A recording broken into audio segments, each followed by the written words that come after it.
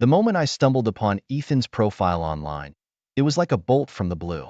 There I was, lounging on our couch, Mark's laughter echoing from the kitchen as he fussed over some new recipe he wanted to try. My finger hovered, then tapped.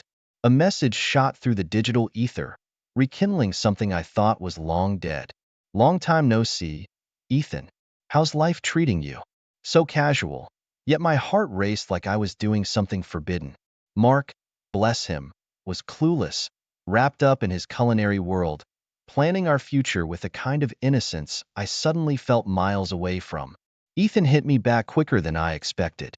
Hey, it's been ages. We should catch up. Coffee? Coffee turned out to be this little corner spot downtown, buzzing with life. A stark contrast to the comfortable predictability of my life with Mark. Slipping my engagement ring into my pocket felt like shedding a part of myself, but the thrill? Undeniable. We talked for hours, slipping back into our old rhythm as if the years apart had been mere minutes. Ethan's eyes still had that spark, the one that used to make my stomach do flips. And there it was again, that old flame, flickering back to life. I got home late, spinning a tale for Mark about a last-minute work crisis. He bought it, no questions asked, his trust as solid as ever. God, the guilt was a punch to the gut, but the exhilaration? Like a drug I couldn't quit. Ethan wanted more, and so did I. Secret texts turned into clandestine meetings. Each lie I fed Mark a brick in the wall I was building between us. Mark was all in on us, talking about houses and wedding venues, while I was sneaking around, meeting Ethan in shadowed corners of the city. Then Ethan dropped the bomb. A weekend getaway, just the two of us. Let's do something crazy, he said. And I, caught up in the whirlwind, agreed. Told Mark one needed a girls' weekend to blow off some steam. The look in his eyes, full of understanding and love, almost broke me. Almost. That weekend was like something out of a dream, secluded in a cabin away from the world, where Ethan talked about us like it was the most natural thing in the world. And I bought into it, hook, line, and sinker, imagining a future charged with passion and adventure. A stark contrast to the life Mark and I had planned. Coming back to reality was a slap in the face. Mark had thrown us an engagement party, a surprise, with our families and friends all there, smiling, celebrating. The guilt was a wave that nearly drowned me, but I kept my secret locked tight, smiling and playing the part of the happy fiancé. Each of these moments, each lie, each stolen second with Ethan, was a step down a path I never thought I'd take. I was living a double life, caught between the comfort and love Mark offered and the fiery passion Ethan reignited in me. The thrill of the secret, the guilt eating at me, the love I had for Mark, and the desire for Ethan. It was a tangled web I'd woven, one that I was far too entangled in to escape unscathed. The thrill of sneaking around had its expiry date, stamped clearly the moment Ethan's patience ran thin. "We can't keep doing this," he'd press, his voice a blend of frustration and desperation. "You need to decide." Our secret rendezvous, once electrifying, had started to feel like a countdown to an inevitable crash. The weight of our actions, heavy like a storm cloud ready to burst, hung over us, sucking the joy out of our stolen moments. I remember staring at my reflection, the face of a woman caught between two worlds, neither of which seemed entirely hers anymore. Ethan's ultimatum echoed in my head, a relentless reminder of the mess I'd entangled myself in. It was in one of those moments of clarity, fueled by fear more than courage, that I made my choice. "I can't do this anymore, Ethan. I'm sorry." His reaction was a mix of anger and disbelief. "You'll regret this," he warned, his words a cold gust that I tried to shrug off. I convinced myself I could fix everything, that I could tuck away my betrayal like a dark secret and move on. That karma, or perhaps just consequence, has a way of catching up. Anonymous messages started popping up for Mark, each one a ticking time bomb. Panic wasn't just a reaction, it became my constant state. Ethan's revenge was more than a threat now. It was reality knocking on my door with a battering ram. The confrontation with Mark was inevitable. His face, a mix of confusion and hurt, cut deeper than any angry words could. "Is it true?" he asked, holding up his phone like it was evidence in a trial. I tried to lie, to weave a story that could patch the gaping holes in our life together. But lies, no matter how carefully crafted, have a way of unraveling. The receipts from the cabin getaway were the final nail in the coffin. Found accidentally, they turned our living room into a scene straight out of a drama, where truths are laid bare and nothing is left unsaid. Mark's face, as I confessed, was something I'll never forget. It wasn't anger that dominated. It was something far worse, disappointment, a profound sadness that spoke volumes of the dreams we had shattered. Begging for forgiveness felt like trying to fill an ocean with a teaspoon. Mark's silence was a chasm between us, a gap filled with the ghost of what we were supposed to have. When he finally spoke, it wasn't to yell or accuse. "I need some time," he said, his voice void of the warmth I'd fallen in love with. Watching him leave, I was acutely aware of the silence he left in his wake. The house, once a symbol of our future, now felt like a mausoleum for all our plans and promises. The aftermath of his departure was a solitude that felt like punishment, a constant reminder of the cost of my choices. Each room echoed with memories, every corner a testament to what we had lost. The cold bed, the untouched dishes, the silence, it all screamed of the void Mark's absence left. In trying to hold on to a ghost from my past with Ethan, I'd lost my future with Mark. The realization was a bitter pill, one I was forced to swallow in the deafening quiet of our, now my, home. The moment Ethan decided to vanish from my life, it was like being plunged into cold water, shock followed by the numbing realization of my solitude. All my frantic attempts to reach him, messages sent into the void, were met with silence. A stark, unforgiving silence that mirrored the growing gap between Mark and me. The reality of my situation was a bitter pill, swallowing me whole into a sea of regret. Driven by a mix of desperation and hope, I bombarded Mark with messages, calls, voicemails, anything that might bridge the chasm I'd created. Each attempt felt like throwing a lifeline into an abyss, praying for a sign of life on the other end. But the silence that returned was a clear message. I had set into motion events that couldn't be undone, consequences that couldn't be outrun. When Mark finally agreed to meet, it wasn't the reunion I'd foolishly hoped for. Sitting across from him in our favorite cafe, the place where we once dreamed of a future together, I barely recognized the man in front of me. The warmth that once lit his eyes had been replaced by a guarded coolness, a barrier erected from pain and betrayal. "It's over," he said, his voice steady, devoid of the anger or sadness I'd braced myself for. Instead, there was an indifference, a detachment that was far more devastating. He'd moved beyond the pain I caused, leaving me stranded in its wake. His decision wasn't fueled by spite, but by a need to preserve what was left of himself. In that moment, I realized the depth of the rift between us, irreparable, vast, and entirely of my making. In a final, futile attempt to salvage some part of my crumbling world, I reached out to Ethan, clinging to the hope that something of our brief rekindling could be salvaged. But the silence that greeted me was a clear testament to his moving on. The harsh truth settled in. I had lost both men, not to time or circumstance, but to my own actions. The culmination of my choices unfolded in the now empty apartment that once buzzed with the promise of love and a shared future. Mark's final words echoed in the hollow space, each syllable a nail in the coffin of our relationship. "I'm leaving for good," he stated, a simple declaration that carried the weight of finality. There was no anger, no heated arguments, just the cold, hard reality of the end. As the door closed behind him, it felt like the closing of a book. A story that ended not with a bang, but with a whimper. Left in the silence of our once shared space, the magnitude of my solitude was overwhelming. The apartment, a testament to what could have been, now stood as a monument to my choices. The echoes of our past life together, the laughter and love that once filled these rooms, had been replaced by a silence that was deafening. The dust settled on the empty shelves, on the photographs that still hung on the walls, each a mocking reminder of the future we'd planned. As I stood in the midst of the wreckage of my own making, the reality of my actions settled around me like a shroud. The final showdown, the moment of reckoning, had not been a dramatic clash of wills or a passionate plea for forgiveness. It was a quiet surrender, a resignation to the consequences of my choices. The door's soft click as it closed behind Mark was the punctuation mark at the end of our story.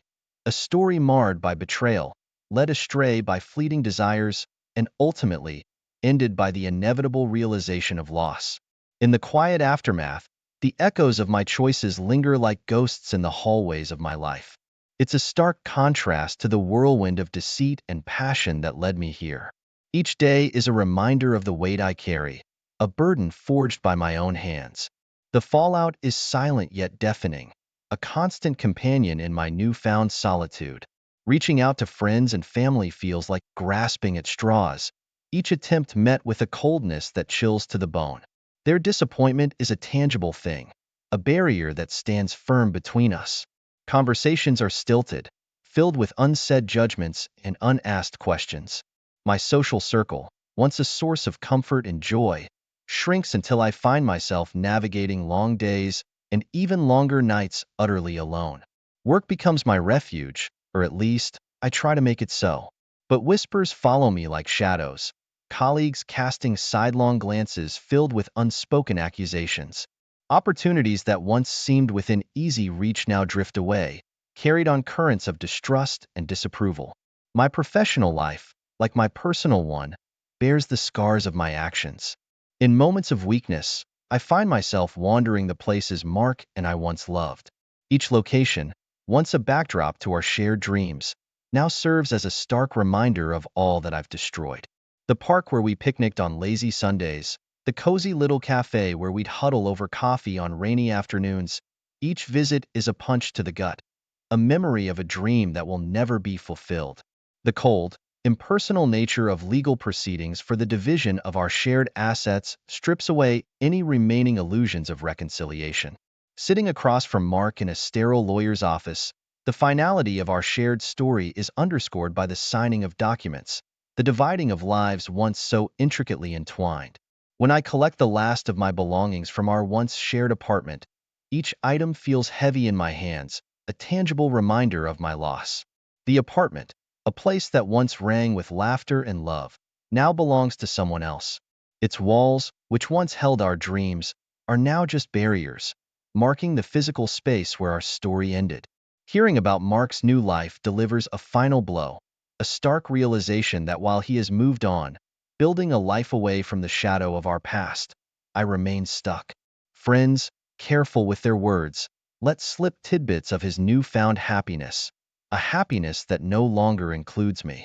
The knowledge that he has managed to rebuild, to find peace and perhaps love again, is a bitter pill to swallow, leaving me to wonder about the paths not taken, the choices made, and the irreversible course they've set my life on.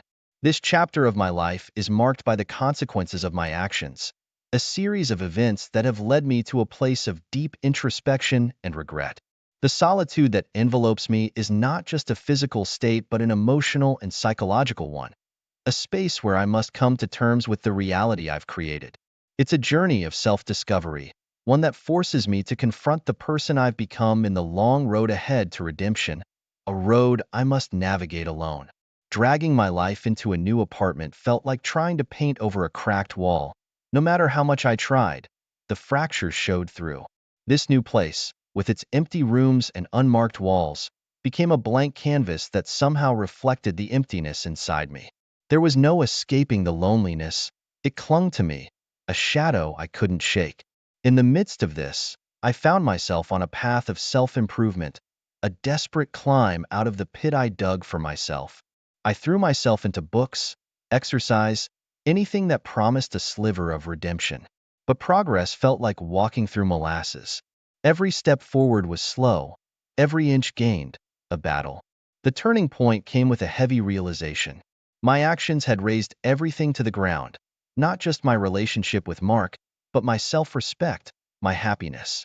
It was a bitter pill, understanding that the quest for redemption was mine alone to undertake. A solitary journey paved with the shards of my past. Social media became a double-edged sword, a portal to the life I once had. Each scroll, each click, was a window into the happiness I had forsaken. Birthdays, anniversaries, celebrations. I saw them all from the outside, a spectator to a life I was no longer a part of. The isolation was palpable, a digital reminder of the physical and emotional distance that now defined my existence. Trying to forge new relationships felt like navigating a minefield with a blindfold on. My past loomed large, a barrier that seemed insurmountable. Trust, that once flowed so easily towards me, now felt like a rare commodity, one I was deemed unworthy of. Conversations that ventured too close to the heart of my story ended in silence, a judgment passed without words. The day that would have been my wedding anniversary passed in a blur of silence and solitude. There were no celebrations, no shared memories, just a stark reminder of what could have been. That date, once circled in red as a beacon of joy, had become just another day on the calendar, marked only by the weight of regret. In an attempt to navigate the tumult of my inner world, I started keeping a journal. The act of writing became both a lifeline and a mirror, reflecting the turmoil within. Page after page filled with words that spilled out, a mix of loss, remorse, and the faintest glimmers of hope. Documenting my journey became a form of therapy, a way to process the avalanche of emotions that each day brought. These pages, these actions, became the stepping stones on a path towards something resembling peace. The journey was fraught with reminders of my betrayal, shadows of the past that stretched long into my present. Yet, in the solitude of my new apartment, with my journal as my confidant, I began to understand that redemption wasn't just about making amends with others, it was about reconciling with myself, learning to live with the choices I'd made, and finding a way to move forward, one slow, uncertain step at a time. Bumping into one of Mark's friends at the grocery store was like getting slapped by reality. "He's moved on, you know," she said, almost apologetically. Engaged, the words hit like a freight train. Mark, my Mark was starting anew, building a life I was no longer a part of. The finality of his departure, once a dull ache, sharpened into acute pain. It was a stark reminder that life marches on, with or without you. Nights turned into endless stretches of darkness, the quiet amplifying every regret, every what if. Sleep was elusive, chased away by the ghosts of decisions past. The bed felt too big, the night too long, and my thoughts too loud. There was no escape from the solitude that nightfall brought, only a deep dive into the abyss of my own making. In desperation, I reached out for help, finding myself in the soothing, neutral territory of a therapist's office. Sitting there, amidst the calming colors and soft-spoken words, I began to unravel the tangled mess of emotions and actions that had led me here. "It's about learning to forgive yourself," my therapist said, a simple statement that felt insurmountable. Therapy was a slow dance of 2 steps forward, 1 step back. Each session peeled back layers of guilt, anger, and sorrow, revealing the raw, vulnerable parts of myself I'd long ignored. It was a painful process, confronting the reality of my choices, but it also brought small moments of clarity, flickers of understanding that perhaps I could learn to live with the consequences of my past. During a particularly challenging week, I stumbled upon a box of old photos. Each snapshot was a portal to a happier time, moments of laughter and love frozen in time. Now, they were just relics of a life that felt like someone else's. The joy in those photos was foreign, replaced by the sharp sting of loss. It was a tangible reminder of the cost of my actions, a price paid in memories and moments that could never be reclaimed. Reaching out to old friends was my next step, a tentative extension of olive branches worn thin by time and neglect. The responses varied. Some doors cracked open, allowing the light of rekindled friendships to seep through, while others remained firmly shut, the damage too great to repair. Each reconnection was a step towards rebuilding a semblance of the social fabric I'd torn apart, a patchwork of relationships mended with time and effort. Seeking a purpose beyond my own healing, I turned to volunteering.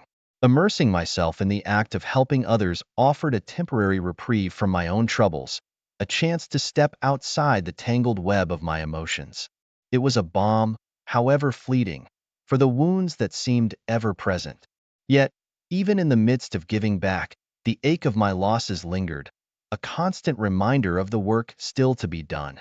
In a moment of loneliness, I found companionship in the form of a dog, a scruffy, loyal creature that asked for nothing but love and returned it tenfold. In his eyes, there was no judgment, only the pure, uncomplicated affection that I so desperately needed. He became my shadow, a constant presence that filled the apartment with life. His simple joy in the mundane, walks in the park, the thrill of a new toy, reminded me of the beauty in the everyday, the possibility of finding happiness in the simplest of moments. This chapter of my life, marked by loss and the arduous journey towards self-forgiveness, was slowly being rewritten. Each step, whether it was therapy, reconnecting with friends, or finding solace in volunteering in the uncomplicated love of a pet, was a brick in the foundation of a new life. A life built not on the ruins of the past, but on the lessons learned and the small victories won in the battle for redemption. The day I adopted that scruffy little dog, I didn't realize I was also adopting a new lease on life. Suddenly, there was a reason to get out of bed, to step outside and face the world I'd been avoiding. Our walks became more than just a daily routine. They were small steps towards reclaiming the pieces of myself lost in the turmoil. The parks and streets, once reminders of a life I thought I'd lost forever, slowly started to feel like new territories to be explored and appreciated anew. In the midst of this newfound appreciation for the outside world, I stumbled upon a hobby that felt like a lifeline: painting. It started on a whim, a blank canvas and a set of paints bought on a day when the weight of my past felt too heavy to bear. To my surprise, painting offered an escape, a way to express the whirlwind of emotions that words could never quite capture. The act of transferring my feelings onto canvas was therapeutic, a way to process and make sense of the chaos within. My first completed piece was a somber affair, a visual representation of the guilt and sorrow that had been my constant companions. Staring at it, I realized it was more than just paint on canvas. It was a tangible expression of my journey, a way to confront and acknowledge the pain. The decision to display my work at a local gallery came from a place of wanting to share my journey, to step out of the shadows and into vulnerability. It was terrifying and liberating in equal measure. The exhibition, modest as it was, became a pivotal moment, a public declaration of my intent to heal and move forward. The night of the gallery opening, a small group of friends and acquaintances gathered, their presence a tangible support system that I hadn't realized I was rebuilding. Each familiar face was a reminder that despite everything, connections could be mended, that people were willing to stand by me through my process of healing. It was a tentative step towards a new beginning, a chance to redefine myself not by my past mistakes, but by my efforts to grow and learn from them. The feedback on my art was unexpectedly positive, each comment and piece of praise like a beacon of hope in the darkness. It was validation, not just of my art, but of the path I had chosen to walk. The encouragement I received was a reminder that while some doors had indeed closed, others were just waiting to be opened. Standing in the gallery, surrounded by my paintings, I was struck by a profound realization. The journey of healing and redemption wasn't a destination to be reached, but an ongoing process, a path that wound through valleys of despair, but also over peaks of hope. The final painting, a piece symbolizing rebirth, hung prominently, a testament to the possibility of starting anew. It was a visual promise that despite the shadows of the past, the future held the promise of light and color, of new beginnings, and the chance to write a new chapter in the story of my life. This chapter, this moment in the gallery, wasn't an end but a beginning. It was a declaration that I was more than my mistakes, that I was capable of change and growth. As I looked around at the faces of those who had come to support me, I knew that the road ahead was still long and uncertain. But for the first time in a long while, I felt ready to face it, to embrace the challenges and opportunities that lay ahead, armed with my art, my newfound companionship, and the lessons learned from a past I was ready. The first time I met Ethan, it felt like I'd been struck by lightning. Not the destructive kind, but the sort that lights up everything around you, making the world seem brighter, more vibrant. I was coming off a string of meaningless hookups, each one leaving me more jaded than the last. Then Ethan walked into my life with his easy smile and a heart so open it made me want to believe in something as naive as true love again. We hit it off instantly. It wasn't just attraction, It was as if our souls had known each other for lifetimes. Months flew by in a blissful haze, and before I knew it, I was saying those 3 words I thought I'd barricaded away for good. I love you, I whispered to Ethan one night. Under a sky heavy with stars, his arms wrapped around me in a promise of forever. He brought out a version of me I thought was lost, a version of me that believed in love, in us. But life has a cruel way of testing what we hold dearest. Ethan's job whisked him away to another city, turning our once inseparable bond into a long-distance challenge. We promised to make it work, plastering over the cracks with video calls and weekend visits. Yet, the void his absence left in my daily life was palpable. Enter Leo, a new coworker with a laugh as infectious as his personality. We became fast friends, finding solace in each other's company amidst the monotony of work. Leo was everything Ethan wasn't: unpredictable, thrilling. Right there, he filled the Ethan-shaped hole in my life, and before I knew it, I was rationalizing an affair as just a temporary fix, a way to feel less alone. I spun a web of lies, telling Leo that Ethan and I were in an open relationship. It was easier than admitting the truth, even to myself. The affair became my secret escape, a place where I didn't have to face the loneliness waiting for me at home. But Ethan wasn't fooled. His voice on the phone turned cautious, probing. "Is everything okay, Anna? You seem distant." I could hear the worry lacing his words, a silent acknowledgement of the growing chasm between us. My assurances did little to mask the guilt that clung to my every word, a constant reminder of the double life I was leading. As Ethan's suspicions grew, so did my desperation to cling to the fragments of our relationship. But with every lie I told Leo, every pretend smile I flashed Ethan over video calls, the heavier my heart grew. I was trapped in a web of my own making, torn between the comfort of my past and the excitement of the present. The truth was, I was addicted to the thrill Leo offered. A thrill so intoxicating it made me forget the reasons I fell for Ethan in the first place. But as the lies multiplied and the truth threatened to surface, I couldn't shake the feeling that I was about to lose everything I ever cared about, for a fleeting moment of excitement that was never meant to last. The world seemed to shrink to the space between Leo and me, his gaze pinning me with an intensity that felt like a physical touch. "Where do we stand, Anna?" he asked, his voice a mix of hope and caution. The question, simple yet loaded, dangled in the air like a guillotine. I knew then that my tangled web of lies was about to ensnare me. Leo, with his earnest eyes and dreams of a future together, deserved more than the half-truths I'd been feeding him. But admitting the full extent of my deceit meant facing the ugliness of my actions head-on. I made my choice in a moment that felt both impulsive and inevitable. "I want to be with you, Leo," I said, my voice steadier than I felt inside. The decision to leave Ethan for Leo was intoxicating, a rush of adrenaline that blurred the lines between right and wrong. Leo's smile, wide and genuine, was all the confirmation I needed that I'd made the right choice. But beneath the euphoria, a nagging sense of guilt lurked, uninvited and ignored. Breaking up with Ethan over the phone was the coward's way out, and I knew it. My words were clinical, detached, as if I was discussing someone else's life. "Ethan, I can't do this anymore," I said, the truth tasting bitter in my mouth. His silence was deafening, a void where I'd expected anger or pleas for an explanation. Instead, there was only a resigned sigh, the sound of a heart breaking quietly on the other end of the line. The aftermath was a mess of emotions and unanswered questions. Ethan, in his pain, sought understanding, a way to make sense of the senseless.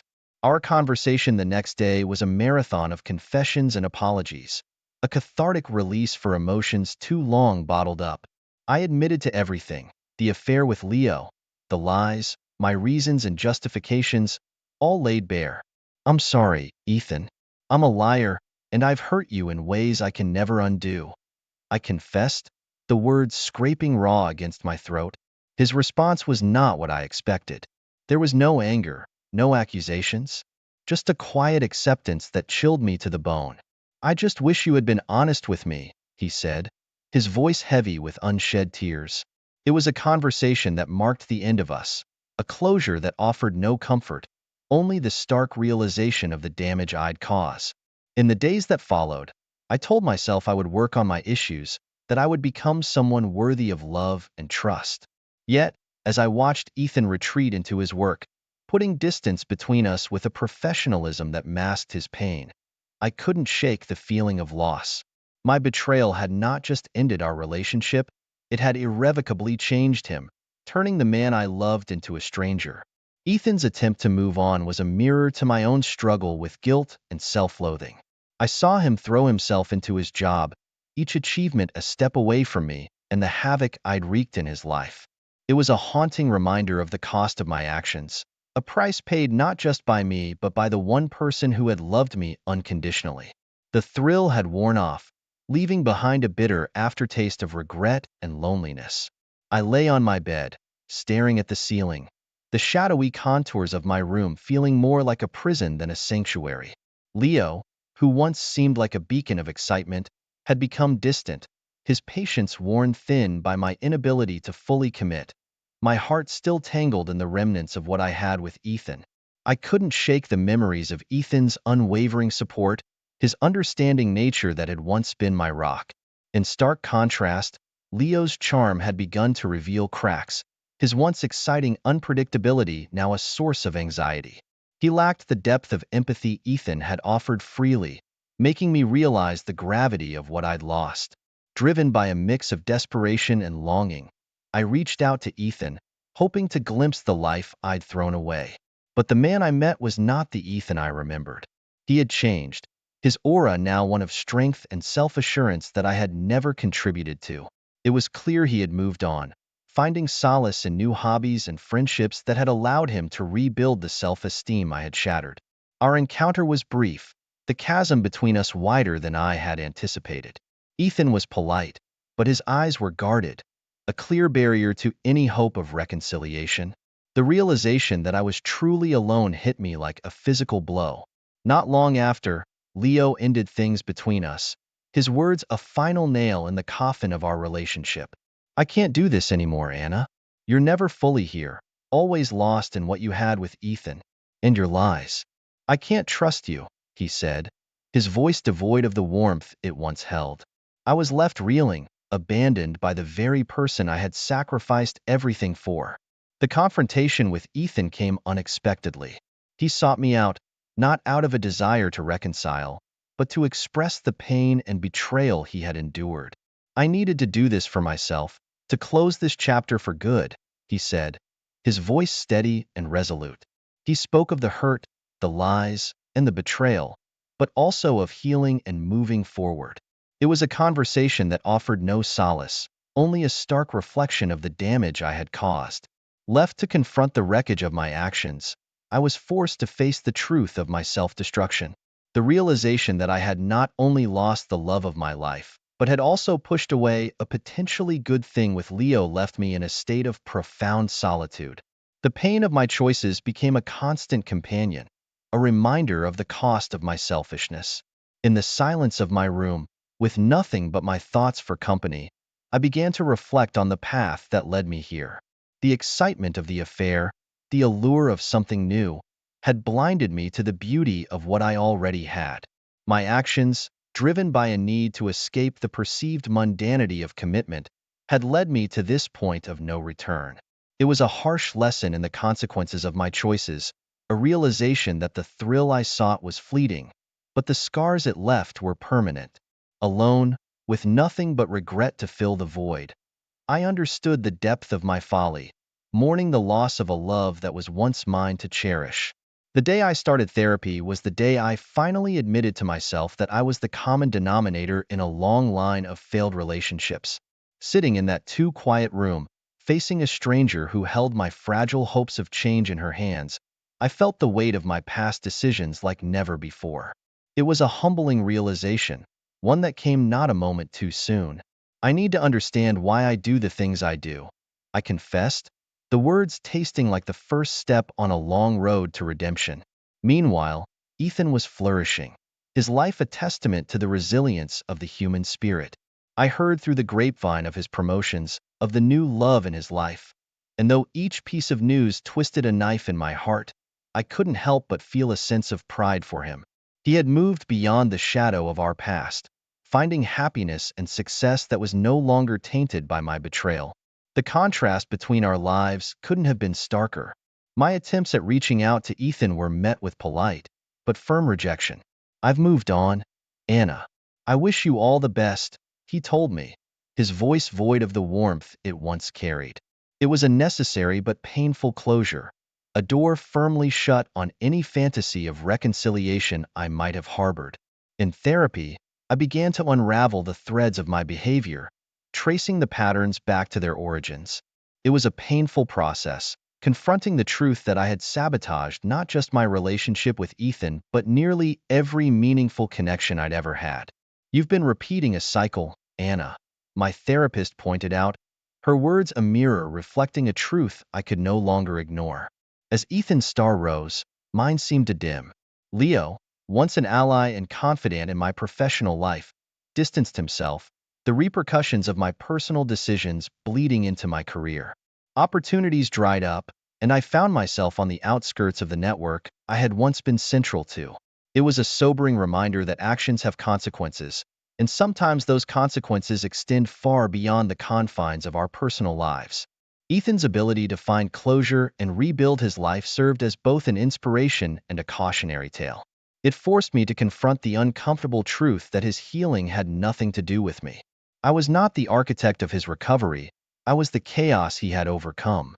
This realization was a bitter pill to swallow, but it also marked a turning point in my own journey towards understanding and, hopefully, forgiveness. Alone, both professionally and personally, I was forced to reckon with the reality of my situation. The loneliness was crushing, but it was also a catalyst for genuine change. I was no longer the woman who sought escape in the arms of another or the comfort of lies. I was someone who recognized her faults, who was fighting to break free of the patterns that had defined her for too long. In the quiet of my apartment, I reflected on the journey that had brought me to this point. It was marked by loss and regret, but also by growth and a glimmer of hope. Ethan had found his peace, and now it was time for me to find mine. Not in the arms of another or the accolades of a career, but in the hard, unglamorous work of self-improvement and accountability. It was a daunting path, but for the first time in a long time, I felt ready to walk it.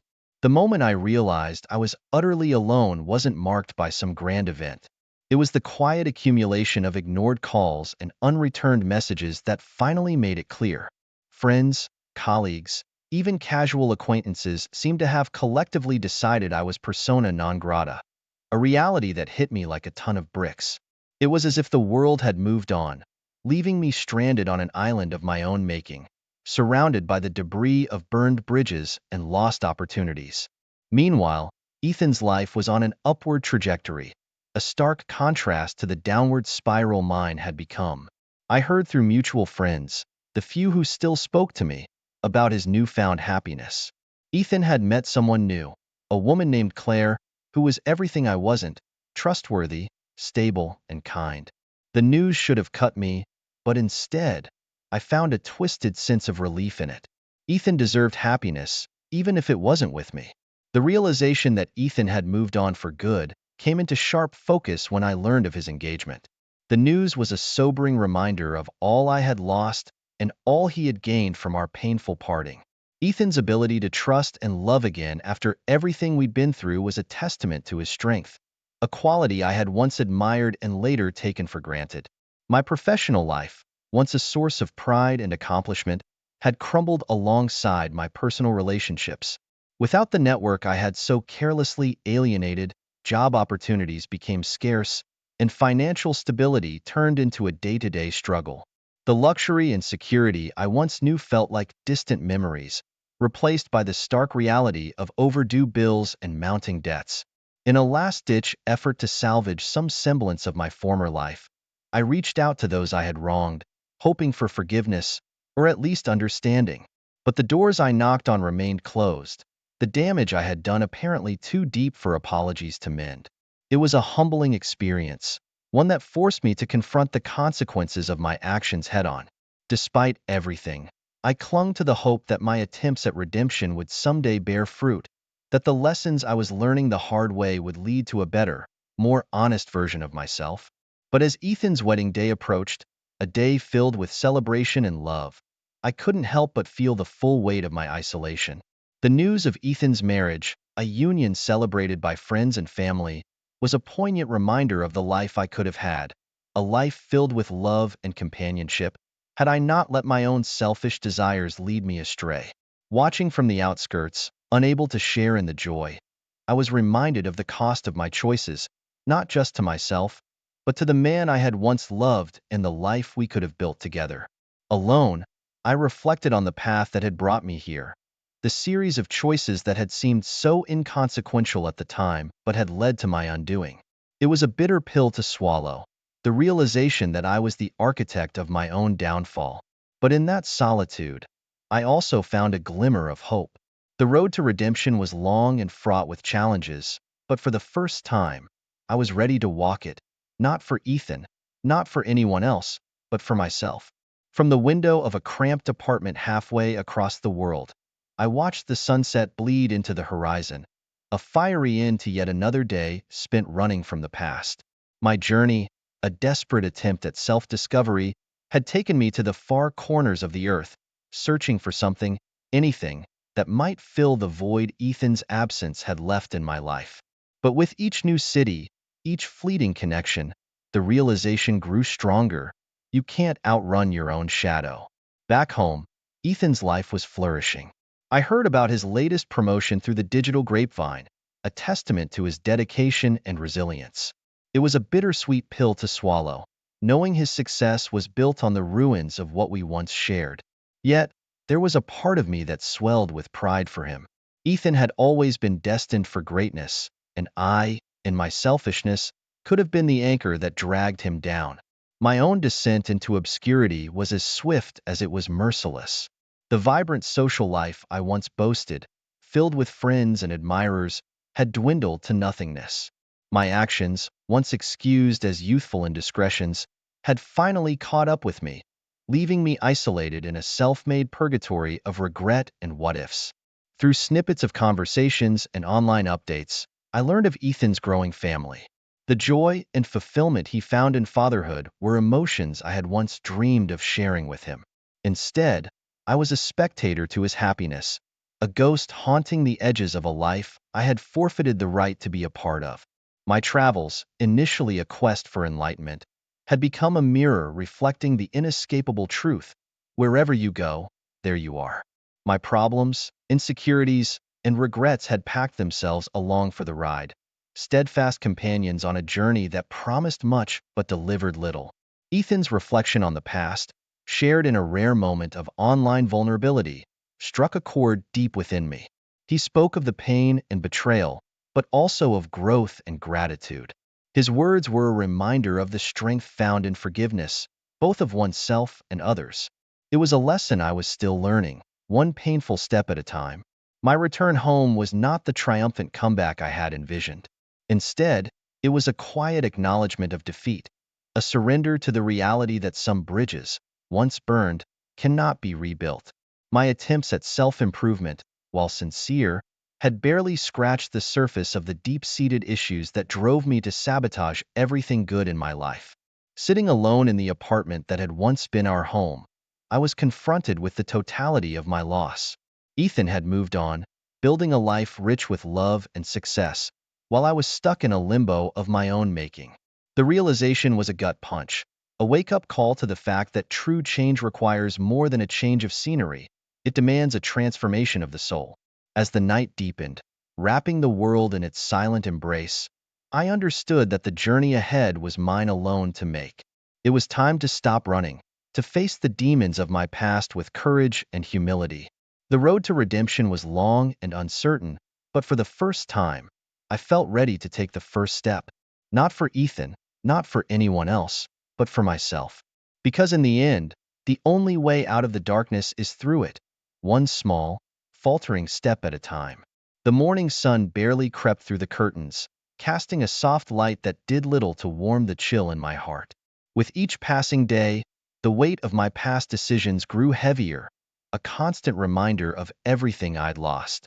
From my vantage point, Ethan's life seemed to be a series of triumphs, each milestone a stark contrast to the stagnation of my own. I heard about his latest promotion through the grapevine, a testament to his hard work and resilience. Qualities I once admired up close, and now from a distance, with a mix of pride and sorrow. As Ethan's life blossomed, mine seemed to shrink. The vibrant social circle that once revolved around me had dissipated, leaving behind a void filled with echoes of laughter and conversations that no longer reached my ears. My attempts to escape the consequences of my actions led me on a solo journey, a desperate search for redemption and self-discovery. But no matter how far I traveled, the shadows of my past loomed larger, a stark reminder that running from oneself is a race you can never win. Meanwhile, Ethan's journey took a different path. He found contentment, a peace that seemed unattainable to me. His experiences with me, once a source of pain, had faded into a chapter closed long ago. Ethan had moved on, building a family and experiencing the joys and challenges of a life I once dreamed of sharing with him. His ability to give so freely of himself, volunteering and donating to causes, underscored the vast gulf between us. His generosity was a reflection of his character, a stark contrast to selfishness that had defined my actions. In moments of quiet reflection, I faced the harsh truth of my continued struggle. My life, a series of half-hearted attempts at change, seemed to be a perpetual cycle of regret and isolation. The clarity I longed for remained elusive, a fleeting shadow always just out of reach. It was during one of these moments that I realized the change I so desperately sought had to come from within. But the path to true transformation was obscured by doubt and fear, leaving me to wonder if I was capable of such profound self-reinvention. Driven by a newfound resolve, I reached out, attempting to reconnect with the friends I had wronged, including Ethan. My efforts, however, were met with silence or polite refusals. The doors I had hoped to open remained firmly shut, my past actions casting a long shadow that time had yet to dispel. Ethan, in particular, remained an enigma, his life flourishing in ways that both heartened and haunted me. His ability to overcome the betrayal and find happiness was a testament to his strength, a quality that had drawn me to him and now kept me at bay. In the solitude of my reflections, I confronted the painful truth of my journey, the realization that honesty, fidelity, and the courage to face one's flaws were not just virtues but necessities. My chance at happiness with Ethan, lost forever to a past marred by deception and selfishness, was a lesson learned too late. As I pondered the ruins of what could have been, I understood that the path to redemption was mine to walk alone. Ethan's triumph over the past was not just a story of resilience, but a beacon of hope for those willing to confront their darkest selves. Alone, yet surrounded by the remnants of my choices, I faced an uncertain future. The clarity I had sought, the moment of true understanding, had finally arrived, albeit at a great cost. My journey forward was unclear, but the first steps toward genuine change had been taken. In the quiet aftermath of my solitary reflections, I embraced the daunting task ahead, a journey not toward Ethan or the life we once shared, but toward a better version of myself. Okay, picture this. I've been with my husband for 19 years. 2 kids, a house, the whole deal. Life was steady, maybe a little too steady. Never thought I'd be the type, but things were getting routine, you know? Then this thing happened with a guy from work. We'd always been friendly, him and me. We work on the same team. Our kids are in similar grades, so we'd see each other at school stuff sometimes. Turns out, we live in the same neighborhood too. After some big project wrapped up, he asked if I wanted a drink. Just one, to celebrate. Seemed harmless enough. But sitting there at the bar, something shifted. The way he looked at me, the little jokes. It wasn't the same as it used to be. I tried to brush it off, but I couldn't shake that feeling. Like a spark had been lit, and I couldn't stomp it out. The text started that night. Innocent enough at first, just funny memes and stuff about work. But then, phew, let's just say they got heated. That's where things really took a turn. He started opening up, telling me all this stuff, like how he'd been into me for years but never said a word, respecting that I was married. It threw me for a loop.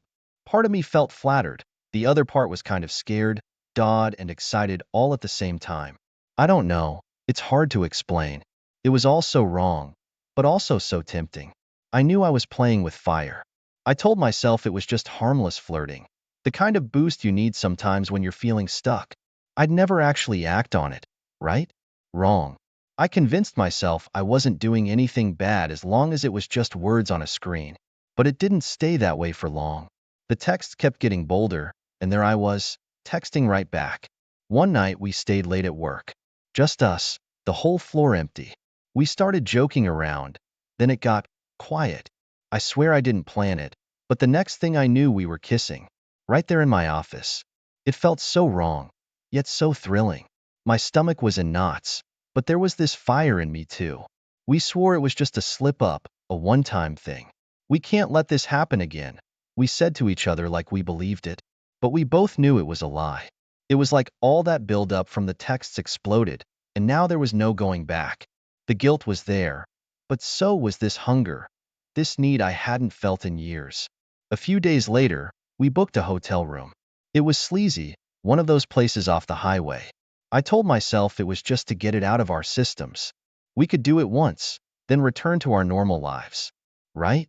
But the moment I walked into that room, I knew that wasn't going to happen. Maybe I didn't want it to happen. The whole thing was crazy. He wasn't some hotshot, just a regular guy, kinda like my husband. But in that dingy hotel room, he turned into someone else. Like he became this wild, passionate lover I never knew existed. And as crazy as it sounds, something clicked inside of me too. I became this other woman, shedding my everyday skin and embracing a side I didn't dare let anyone see. Honestly, I'd never had sex like that, not even at the beginning with my husband. It was raw, intense, consuming. It was addictive and dangerous. But in those moments, I stopped thinking. It was pure, selfish pleasure, the kind I'd been craving without even knowing it. I pushed thoughts of my family, my cozy life, to the back of my mind and let myself fall into this intoxicating rush. The next few weeks were a blur, a dangerous, intoxicating, secret kind of blur. We weren't sneaking into hotel rooms anymore. It was too risky, too easy to get caught. Instead, we took our chances everywhere we could. He'd pick me up after the kids were dropped on the bus, and we'd drive deep into the woods, park on some secluded trail, and lose ourselves in the back seat of his car. It was reckless, exciting, almost teenage-like. I'd never done anything so wild, so out of character. The fear of our kids finding me half-dressed in the car with another man. That made it hotter somehow. Every stolen moment was a rush, a desperate race against time, a thrilling game of hide and seek. The fear of discovery pulsed in my veins, making everything that much hotter. The backseat trysts were amazing, but it wasn't enough. It started encroaching on everything else. We disappear during lunch breaks, find empty storage closets on late work nights, anything for a few fleeting minutes together. But when we weren't together, the rest of my life felt flat. My husband, the kids, the house. It all seemed so ordinary, so boring after the intensity of being with him. Even while tucking the girls into bed, I craved the way he'd touch me, whispering dirty promises that turned my legs to jelly. The texts started taking over everything. I'd be checking my phone at the dinner table, sneaking into the bathroom during family movie nights, just to get a fix. He'd call me princess, and that stupid word became more powerful than anything my husband had said to me in years. I knew it was crazy, but it was like he owned me in some forbidden way. Every time he'd tell me I was beautiful, that he couldn't stop thinking about me, the guilt would gnaw at me, and at the same time, my head would spin with that intoxicating mix of desire and danger. We had this language now, a secret code woven into everyday conversations. Can't wait to see you would be disguised as a work-related question. We'd plan our next tryst under the guise of casual banter in the office. It was madness, a double life spiraling out of control. Every lie, every hidden text, it became an addiction. I didn't know how to stop. Things were getting more intense between me and my lover. The texts weren't just about stolen touches and whispered promises anymore. He started asking personal things, what I wanted deep down, what my fantasies were. Like, seriously deep, private stuff I'd barely even admitted to myself. At first, it caught me off guard, but then it set something off in me, a spark that had been dimming for years. Then, one night, he texted me, "What do you really desire?" It was so bold, so out there. All I could think about was how badly I wanted him, how my body ached for a whole night with him, away from stolen minutes and secret corners. He must have read my mind because his response was simple: a night where time stops, where our regular lives get put on pause, where the only rule is pleasure. It was like he'd pulled a secret wish right out of my soul. I started fantasizing, imagining what it would be like with nothing to rush back to. Lying in his arms all night instead of sneaking out of the house before my husband woke up. The anticipation fueled me. Suddenly, the back seat of his car wasn't enough. Next thing you know, we were making it happen. We cooked up a story for our spouses about a fake work conference, lied to the kids about staying with relatives, and booked a secluded little cabin in the woods for a weekend. It was exhilarating and terrifying. I'd never been so brazen, never lied this big to everyone I love. The risk of getting caught was insane, but that just made it hotter. As I drove to meet him, my heart was pounding. This would be our first time alone, an uninterrupted stretch of stolen days and sinful nights. The thought of being all his for an entire weekend sent a wave of desire through me. The old me, the good wife, was screaming in the back of my mind, but her voice was getting weaker day by day. We weren't just having an affair now. We were building a fantasy world where I was his princess, a place where the usual rules didn't apply. And the truth was, I was completely addicted to it. I didn't want to think about the price I might pay. That seemed a world away when I pictured his eyes looking at me like I was the only woman on earth. That cabin felt like a whole different world. We shed our normal lives for the weekend, becoming these uninhibited, passionate strangers trapped in a bubble of lust and stolen time. The first night was like nothing I'd ever experienced. No fear of getting caught, no sneaking glances at my watch. Just endless hours of his hands on me, his mouth whispering promises that lit me on fire. Time slowed down. We cooked together, laughed like teenagers, and made love in a way that completely took my breath away. There was none of the routine that had worn down my marriage. Everything was new, charged, intoxicating. I didn't think about the fact that it was all a lie, that this bubble would eventually burst. But as the weekend was ending, the fear came creeping back in. Driving home felt different, heavy. The closer I got, the more my heart sank. I didn't want to go back to the predictable rhythm of cooking dinners, helping with homework, and small talk about work with my husband. When I walked through the door, reality hit me hard. It was like all the lights had dimmed. I saw our living room, the half-finished puzzle on the coffee table, and it all felt so dull. My husband was in the kitchen, back turned to me, fixing himself a drink. He didn't even know I was gone. And the worst part? I felt a twinge of disappointment. Suddenly, my phone vibrated. It was my lover. A simple text saying, "I miss you already." It was a jolt, proof that the dream weekend hadn't ended for him, even though I was right back in my messy life. I slipped to the bathroom, heart pounding, and responded. But before I could hit send, the phone slipped from my hands and clattered into the sink. When I looked up, my husband was there in the doorway. He must have heard the noise. His eyes were on the phone screen, on the open text, on my guilty face. I don't even remember what he said at first. It was all a blur of anger, betrayal, and disbelief. I tried to talk, to explain, but the words stuck in my throat. It was pointless. He knew everything. The fantasy was over.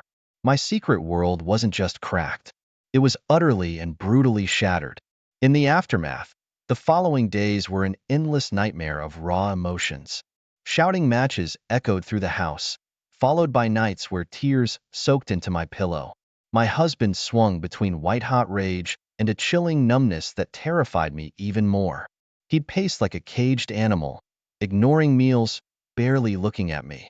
Every time I tried to apologize, to somehow explain the unexplainable, he'd cut me off, spewing words that hit me like knives. Aching for some kind of fix, I desperately tried to salvage what was left of our marriage. I swore I loved him, that it was a meaningless mistake born out of a moment of weakness, that I'd never look at another man again. But I don't think he even heard me. He just kept asking, How could you? How could you destroy everything we built? And the truth was, I didn't have an answer that wouldn't make me sound selfish and pathetic. Even my own excuses disgusted me. My lover's texts were relentless at first. Out of cowardice, I couldn't bring myself to face him after everything that had imploded. Yet, his desperate messages were like warped sirens luring me back to the shipwreck. He talked about love, about how we could still build a life together. It was diluted, like something out of a cheap romance novel. I thought about blocking his number, but the sickening truth was that I craved that echo of the forbidden, no matter how tainted it now was. My daughters were lost in their own private circles of hell. They'd overheard some of the fights, my youngest crying herself to sleep each night, my oldest barely speaking to me. They couldn't understand why their mom had shattered everything, and how could I even begin to explain? That I got bored with the predictable? That I chased a thrill to try and feel alive again? That I was so weak I'd mistaken lust for something worth destroying my family over? The marriage counselor, a woman whose tired eyes told a story of too many broken couples, didn't offer false hope. She said the damage was too deep. He couldn't trust me, and I honestly couldn't blame him. The love we'd built over so many years wasn't completely gone, but it was twisted and poisoned, maybe beyond saving. The word, divorce, hung heavy in the air, a monstrous inevitability we were both dreading. Practical fears swirled in my head. How would I survive on my own? How would we split up our shared life? Where would I even live? But more crushing was the relentless shame. The knowing looks when people finally found out, the hushed whispers, the way I'd become the cautionary tale in our small town. It felt unbearable, another weight crushing me down. And every day, every painful conversation, every tear-stained pillow drove the truth deeper. We were too far gone to fix this. The fantasy of piecing things back together started to crumble into dust.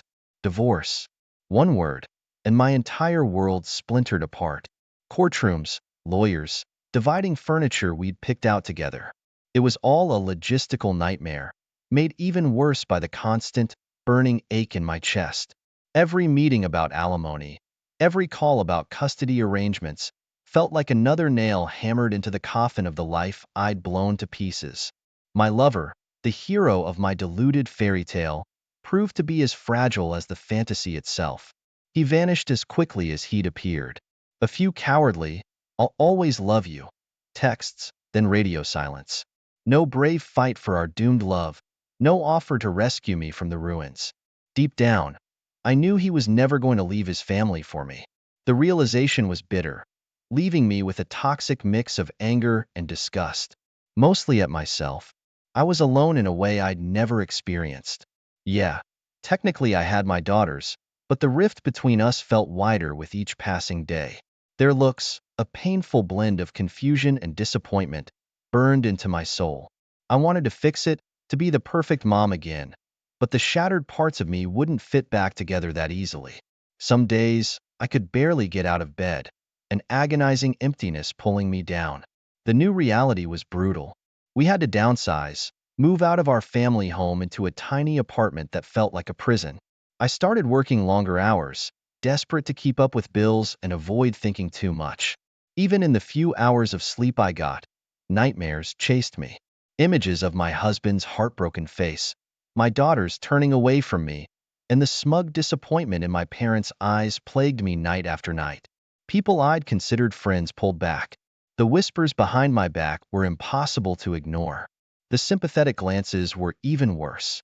I'd become some kind of grotesque example, a woman who'd traded stability for cheap thrills and ended up losing everything. Honestly, I couldn't really blame them. I didn't recognize the desperate, heartbroken mess in the mirror either. They say time heals all wounds, but sometimes it feels like it just opens up more space for regret to fester. Even now, there are moments, lying awake at night, when I can still feel his hands on me, his voice in my ear. The echo of that passion lingers like a ghost, a cruel reminder of the price I paid for a pathetic escape.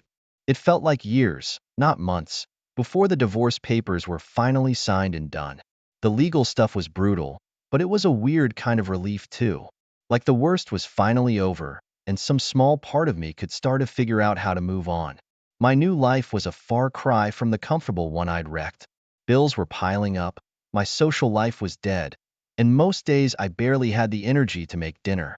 But there was a tiny flicker inside me, a stubborn ember refusing to go out. I wasn't sure if it was anger, or survival instinct, or maybe a twisted kind of hope. But somewhere beneath the layers of guilt and exhaustion, I told myself I wouldn't crumble completely. I owed it to my girls, to what was left of myself, to prove that I wasn't just a pathetic cliché who threw her life away for nothing. It was slow, one step at a time. I started reaching out to old friends I drifted away from, finding a few still willing to give me a second chance. Nights out weren't fueled by reckless abandon anymore, but just having a laugh and feeling halfway normal was a balm to my wounded soul. My apartment, though still tiny and depressing, I started fixing up a bit. Each new plant, each framed picture of happier times, was a piece of me reclaiming space. Therapy was a hurdle at first. Talking about the affair felt like dragging myself through dirt all over again. But the therapist was patient, letting me start with the practical stuff, the panic over finances, the loneliness, the nightmares, and slowly, she helped me chip away at the wall of shame in my head. It wasn't about excusing what I did, but about getting past the self-hatred that was dragging me further down each day. There are memories that still sting, moments that make me flinch. The song I danced to with my lover, the smell of the woods where we used to meet, even a certain aisle at the grocery store where my husband and I used to argue over what cereal to buy. But I learned to breathe through them, to remind myself that those moments were in the past, that they didn't define who I'd become. I even started dating a bit, though any sparks of excitement were usually snuffed out by my anxieties. Trust wasn't my strong suit anymore. Even a nice guy with kind eyes and a good job would set off alarm bells. Was he secretly married? Did he have a history of lying? Or was I the only broken one he'd be willing to take a chance on? Most dates didn't go past a second drink. Small victories mattered. A good grade on one of my daughter's tests, a quiet moment when we laughed together like we used to, a promotion at work that proved I could still make something of my career.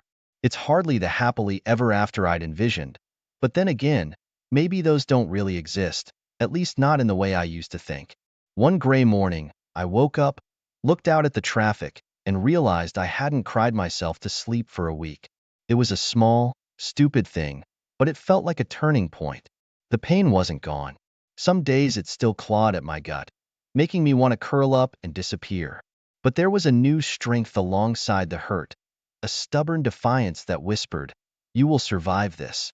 Suddenly, the idea of being alone didn't feel so terrifying anymore. It was kind of liberating. No tiptoeing around someone else's moods, no waiting up with a pit in my stomach, no more fake smiles to cover a crumbling marriage. I started taking small steps towards filling up the emptiness. Signed up for that pottery class I'd always wanted to try. Actually joined my friend at a yoga session even though I knew I'd be a clumsy mess, and took on some extra projects at work to earn more. Some of it was distraction, a way to keep my mind busy, but a part of me wanted to see what I was capable of. If I'd lost the safe, predictable life, I was determined to carve out my own space instead of relying on someone else to make me feel whole. Slowly, I stopped seeing myself solely as the woman who blew everything up. I was also starting to be the woman trying to pick up the pieces. I even reached out to my ex-husband. It was awkward at first, full of stilted apologies and strained updates on the kids. But over time, we moved beyond the anger. He saw that I was making an effort, both with myself and with our daughters. Gradually, the conversations were a bit longer, the tone warmer. It wasn't friendship, not after what I'd done, but there was a kind of peace in the civility. A sign that maybe, one distant day, things might actually be okay for all of us. New friendships bloomed in unexpected places. The mom at the playground with a similarly messy divorce, the quiet woman in my spin class who, it turns out, makes hilarious memes, and a gruff older mechanic who fixed my car and ended up sharing life advice over greasy tools. None of these people knew the worst of my story, and part of me liked it that way. I could start fresh, reveal parts of myself as I healed, not led with the shame and judgment. The loneliness still hits at strange times, holidays, birthdays, those random evenings where a wave of sadness washes over me. But now it's just a wave crashing upon a stronger shore. It doesn't break me anymore. I fill those moments with calls to loved ones, a trashy movie marathon, or even just allowing myself to feel the sting and then reminding myself that morning will come. The pain becomes a reminder, not a prison. Time didn't erase the scars, but it did soften the edges. Years passed, filled with the constant hum of ordinary days. New routines took root. Book club with the PDA moms, a regular hike I'd come to love, and work challenges that actually made me feel proud, not stuck. My daughters were growing up. There were still eye rolls and slammed doors, but also shared laughter and unexpected hugs that filled my battered heart with warmth. Don't get me wrong. The what-ifs could creep in during those sleepless nights. Was I doomed to be alone forever? Had I thrown away my shot at the soulmate kind of love I used to read about in cheesy novels? But I found ways to quiet those thoughts. It didn't mean I'd given up on love altogether, just that it wasn't an obsessive quest anymore. Then there was Mike, a friend of a friend, newly divorced himself. We met at a backyard barbecue, and I ended up talking to him all night. There were no fireworks, no echoes of that crazed passion with my lover.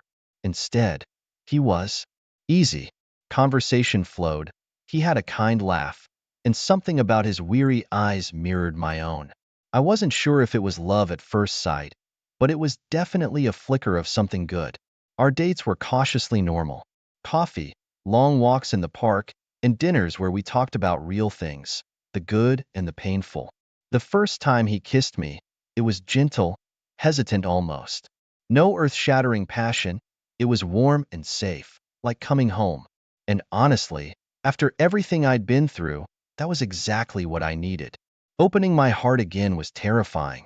The fear of getting hurt again, of making the same damn mistakes, was a constant hum in the back of my mind. There were nights I'd wake up in a cold sweat, panic clawing at my chest, afraid of finding texts or some proof that he wasn't who I thought. It took time, lots of open conversations, and some tears along the way to let him truly in. One weekend, Mike invited me up to his cabin, a cozy little place nestled by a lake.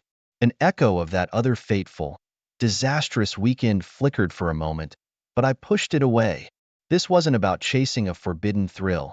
It was about slow mornings with shared coffee, the easy silence while reading side by side, and the sweet ache of his arms around me as we fell asleep. No desperation, just simple peace.